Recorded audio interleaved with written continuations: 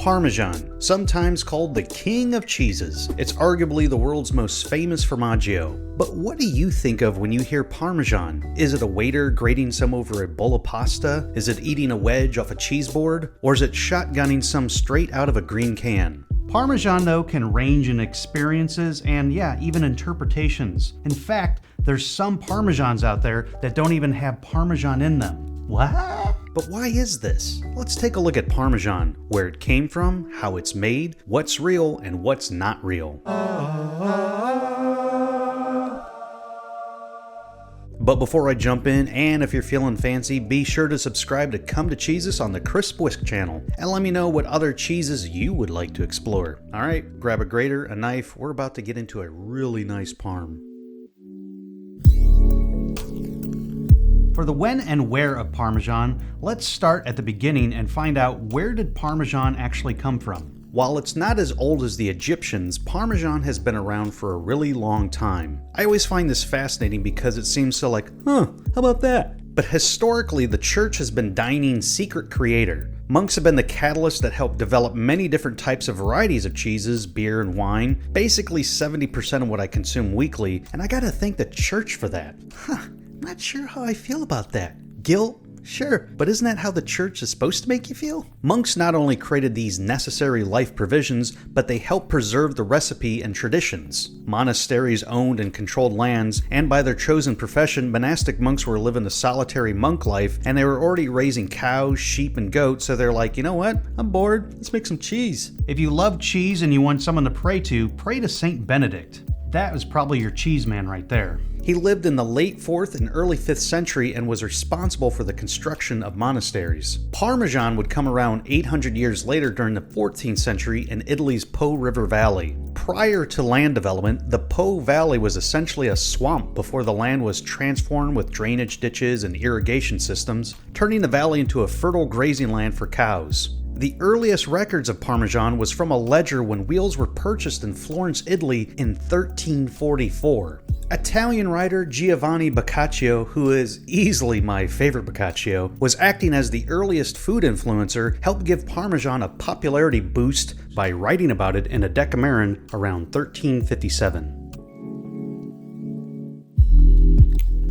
Parmesan is known as a grana-style cheese. These are cheeses from Italy that have a dry, flaky, and grainy texture. They're big, cylindrical, and they're aged in the open air. And when I say big, they're massive, as well as dense. A wheel of Parmesan weighs somewhere around 72 pounds. You could stop a car with that thing. Examples of grana-style cheeses are the just mentioned Parmesan, Pecorino Romano, and Grana Padano. Grana Padano is kind of like Clyde Drexler. Clyde Drexler was an excellent basketball player, but he always played in the shadow of Michael Jordan. Grana Padano, in the same region, is kind of in the shadow of Parmesan. DOC, or translated, Controlled Designation of Origin. DOC is essentially a way to certify that cheese, among other food items and wines, is determined by production area and techniques. Since 1996, that designation of standardizing protecting cheese became PDO, or Protected Designation of Origin. Parmesan is made by using techniques that have been around for centuries. Today, there are about 800 different dairies and small factories, otherwise known as caselli, making Parmesan. In terms of ingredients, Parmesan is pretty minimalist, with only 3: milk, salt, and rennet. Producers will take some of the milk from the previous day and mix it with fresh milk. Then, rennet and whey from the previous day are added. The mixture is then heated for about 40 minutes, and the milk slowly coagulates and curds form. That leftover whey isn't just discarded, portions of it are fed to pigs around the region, part of the diet of those swine that will eventually become prosciutto di Parma. Prosciutto, il mio cuore. Those cheese curds of the Parmesan are then broken into tiny granular pieces, then cooked into one mass, which is then formed into a wheel, and then placed into a brine which is made of salt water. While Parmesan was influenced by Alpine-style cheese making, what really differentiates it is salt. The mouth of the Po River was a major center for both production and the trade of salt. This availability allowed Parmesan to go heavy on the sodium, which contributes to lower moisture, making it a more durable cheese. It can have a very long shelf life, easy to put on a plane, train, or automobile, and it's an easy cheese that can reach anywhere on Earth, or even beyond. Parmesan is the only cheese approved for eating in space by NASA.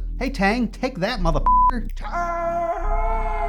During brining, the cheeses absorb the salt via osmosis, which contributes to the Parmesan's savory flavor. While aging, it can take 2 years for salt to reach the center of a wheel of Parmesan cheese. On Parmesan, you'll generally get those nice crunchy bites. That's tyrosine. They're generally found in many aged cheeses, and tyrosine is a non-essential amino acid, which forms in cheeses when the protein breaks down during the aging process.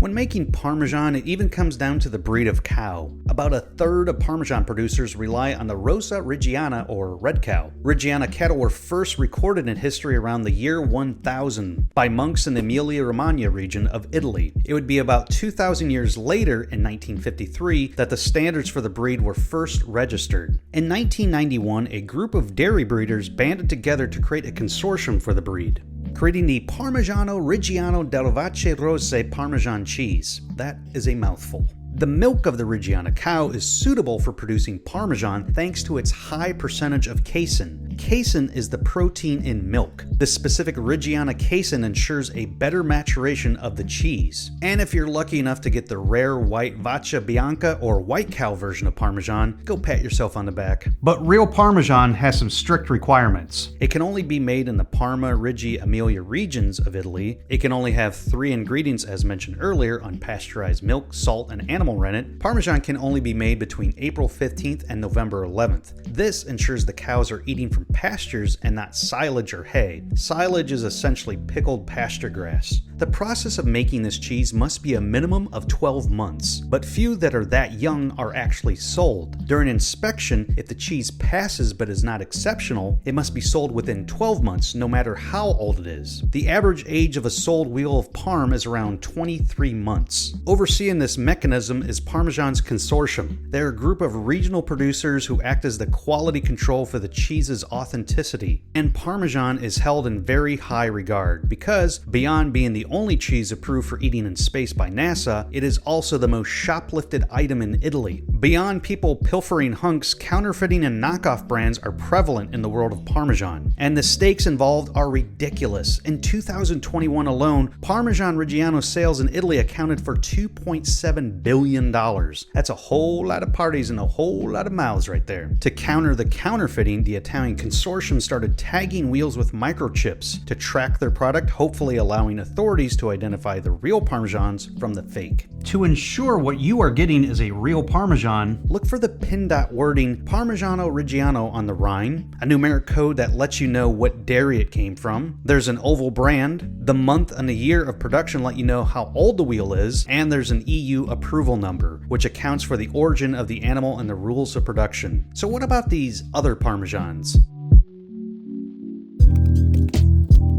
You know, I wasn't always Cheesus. I was just a kid who grew up in the Midwest, and my first experience with Parmesan was this stuff right here. Well, actually the Kroger generic version because my mom had a coupon for it. I got a coupon for it. But man, I loved it. I still do, really. As a kid, I would just do shots of it, straight out of that green plastic can. The adult version of me may sneak a shot of that from time to time too. And just look at that can. Ooh, yeah. With that stick in the back of your jowls taste. To this day, it's really hard to beat a more satisfying powdery bite. Growing up in the US, a huge amount of Americans have a version of this somewhere in their pantry. But is this real Parmesan? No. When it comes to naming, you can go shopping at the store and find something called Parmesan. It's not gonna usually be from Italy. Even names like Parmesan, Parmigiana, Parmesana, Parma Cheese, Parmesan are all not Parmesans. Because of trademark laws, the term Parmesan is considered a generic term. Like zipper or aspirin, it's a common descriptive name of an article. But if it isn't Parmesan, then what is it made of? Okay, well first, let's talk about Kraft, baby. This is probably the most familiar though to people who are born in the United States. This thing has been on someone's dinner table at some point in their lives. 100% for sure. Kraft first introduced their Parmesan in 1945, and sometime after it came to market, some scrappy young lad was already pouring the entire can over spaghetti and meatballs. And really, that green can has helped shape the American dinner table ever since. But how does this compare to real Parmesan? Well, remember,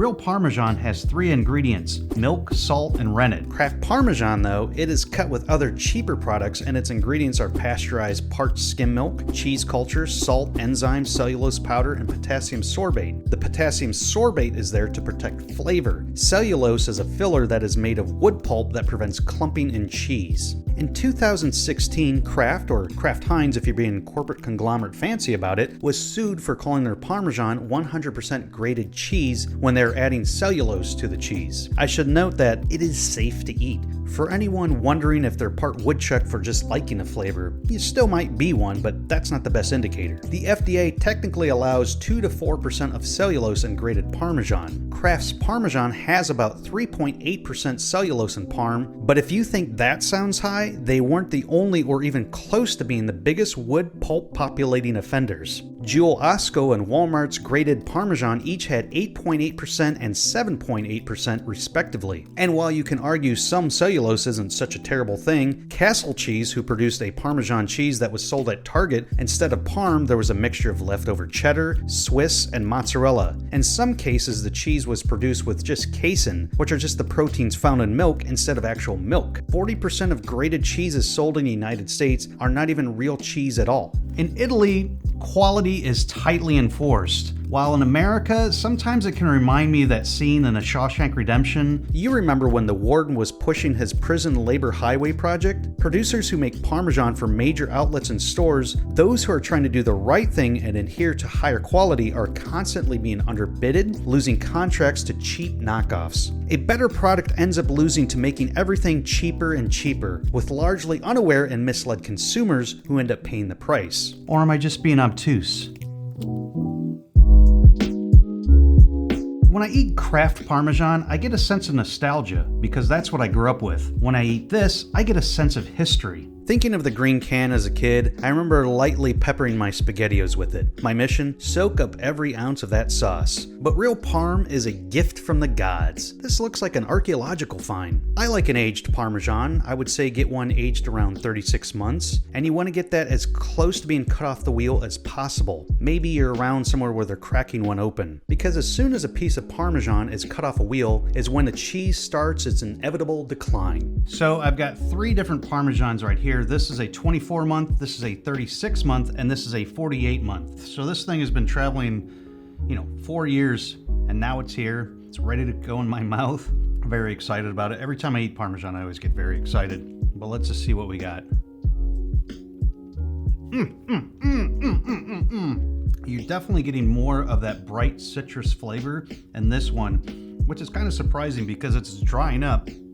Somehow that lemony kind of flavor comes through, because you would think as it's drying up you'd lose flavor, but no, it almost intensifies.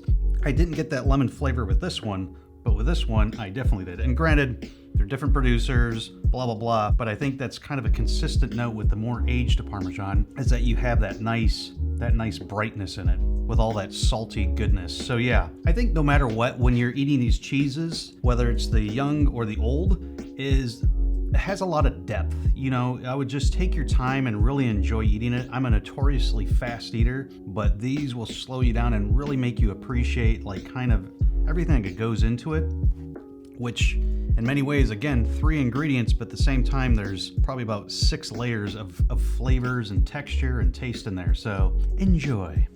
So I'm bringing Charlie in for a little taste test. She has a very discerning palate, so we're giving her 3 options between the 24, the 36, or the 48-month aged Parmesan. Let's see which one she picks. Oh boy, I don't think you really relished these at all, did you? Charlie, you've got drool all over the place. So what do you think? What's your favorite version of Parmesan? Let me know in the comments below, and be sure to watch more videos from Come to Cheesus on the Crisp Whisk channel.